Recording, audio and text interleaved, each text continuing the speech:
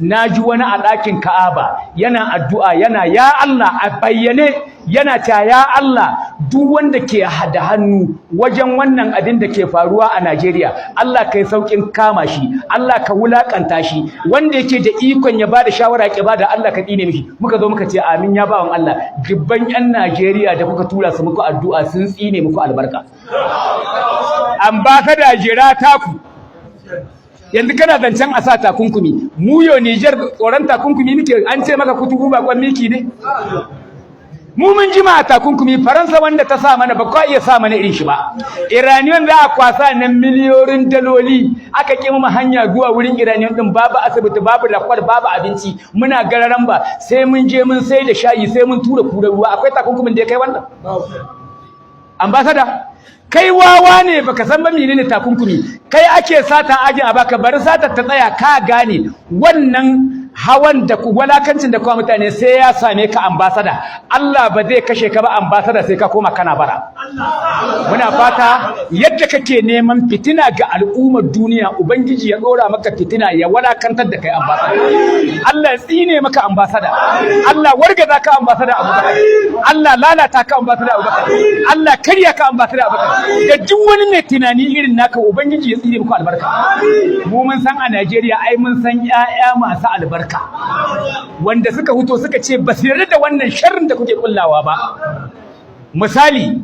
irin su sanata Ali Indini da yake yana kishin jama'a shi yana son mutanen shi yana bakin cikin abin da mutanen shi yake suke sabuwa da shi na walakanci wallahi cewa wannan abin ba daidai bane kun yi shi ko ku shi ba to Allah ma sanata Ali Indini ba albarka sanata Kawu Semela yayi maganganu irin wannan ya ji bakin ciki za mu ce duk ɗaya ne da irin su ambassador a'a sai mu ce Allah yi ma sanata Kawu Semela kyakkyawan makoma da albarka haka irin su sanata Shehu Sani haka sauran wasu ma da ba sai mun zana su ba amma irin su ambassador da irin wancan da wancan da wancan wanda ba ku ce ba ku biyar ka gane ko akabira mujrimi ha wanda ba ku ba da shawara sai ta mugun abu ba ku ba da shawara sai ta sharri to mu ku ne muke ma ba ƴan Najeriya muke fata ba ubangiji ya sa a tsame ku daga Najeriya yadda ake tsame kuda daga cikin kuru bayan ya fada da zahi a tsame shi a yarbanka Allah yadda kuka wulakanta Najeriya ambassador Allah ya wulakanta ku haka ambassador kuma kaga irin ku ba ku yin alheri saboda zuciyarku tana da tsatsa Allah ce kalla barrana ala qulubihim ma kanu Allah bal ala qulubihim ma kanu yaksibun Allah ce kalla ba haka abin yake ba rana ala qulubihim me yasa akai ta wa'azi mutanen banza suka gagara da gaskiya ma kanu ya kasibu da abinda suke aikatawa na sharri da cutar jama'a da zamba da saban Allah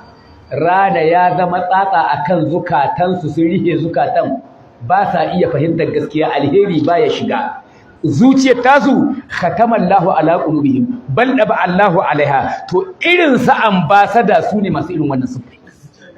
Allah ta'ala ya samu dace dan haka nan siffan mai imani ciyarwa siffa arne mugu ko da ya ambata kanshi shi mutumin kirki ne shi musulmi ne zaka ga yana ambata sharri bai san alheri ya samu mutane irin yadda ambassador bai san alheri ya samu mutane yanzu ka diba miliyoyin al'umman nan na Niger ka rika masa fatan wai su takura a cikin yunwa su hallaka su kaza su yi kaza dan a dawo da demokradiya Faransa zo ta sace mana kaya ambassador wannan abin ambassador har kiyama ta tashi kai dai baka gan shi ba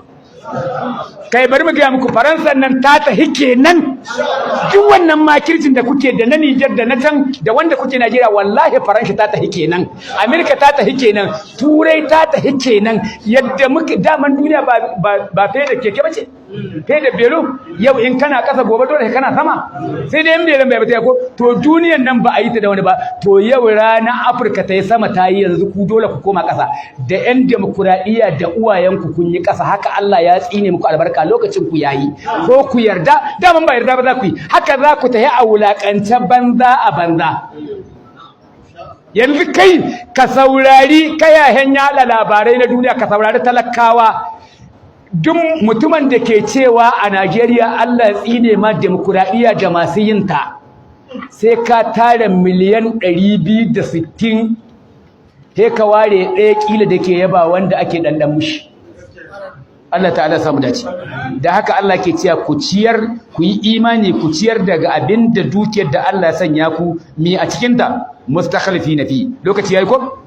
Sai ke cewa falladina amanu minkum, lalle waɗanda suka yi imani daga cikin ku wa anfaqu suka ciyar da dukiyoyinsu, lahum ajrun kabir, suna da irin wani lada mai irin wani girma. Allah ne kaɗai san girma. Ashe ciyar da dukiya wani abu ne mai albarka, wani abu ne mai alheri, baya yiwuwa ga mutumin da Allah bai nihe shi da alkhairi ba. سبحانك اللهم بحمدك نشهد ان لا اله الا انت نستغفرك ونتوب اليك اشهد ان لا اله الا الله اللهم اهدنا فيمن هديت وآتنا فيمن عافيت وتولنا فيمن توليت وبارك لنا بالخير فيما اعطيت وقنا واصرف عنا برحمتك شر ما قضيت فانك تقضي ربنا بالحق ولا يقضى عليك انه لا يذل من واليت ولا يئذ من عاديت تبارك ربنا وتعاليت لا ملجا ولا منجا منك الا اليك نستغفرك اللهم من جميع الذنوب والخطايا ونتوب اليك اللهم اعز الاسلام والمسلمين واذل الشرك والمشركين اللهم دمر اعداء الدين وانصر عبادك الموحدين اللهم امنا في اوطاننا نيجر وسلام امورنا في من خافك واتقاك وتبارك رب العالمين